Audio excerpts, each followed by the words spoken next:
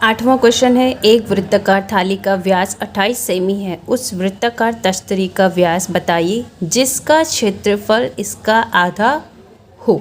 देखिए, इसको ऐसे समझ लेंगे जैसे एक वृत्ताकार थाली का व्यास 28 सेमी है। देखिए दे रखा है, एक वृत्ताकार थाली का व्यास 28 सेंटीमीटर है। तो यहाँ थाली का शेप बना लिया 28। उस वृत्ताकार तस्तरी का व्यास बताइए, यानी दूसरी तस्तरी है वो भी वृत्ताकार है, उसका भी हमें क्या बताना है, डी व्यास बताना है।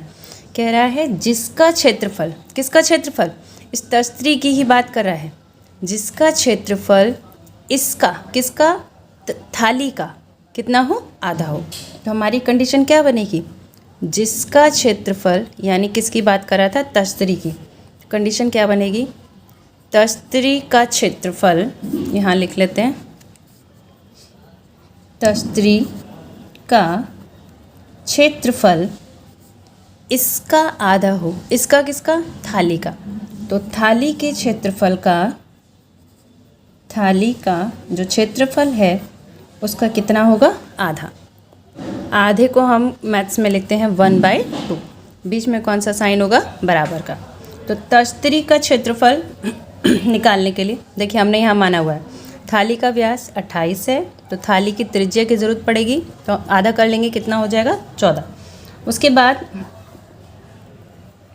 तस्तरी का व्यास हमें ज्ञात करना है, तो तस्तरी की त्रिज्या हम कितना मान लेंगे, स्मॉल r।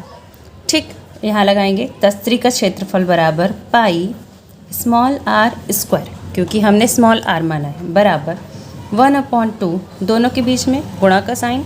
थाली का क्षेत्रफल पाई r स्क्वायर, थाली की त्रिज्या बड़ी r मानी है, तो यहाँ पे बड़ा r, गुणा में है, पाई से पाई कट जाएगा, तो r स्क्वायर बराबर 1/2 इंटू कैपिटल R का मान है 14, 14 का स्क्वायर, यानी 1/2 इंटू 14 इंटू 14। अगर इसे सॉल्व करेंगे, देखिए 2 से 14 कट जाएगा, कितना आएगा, 7।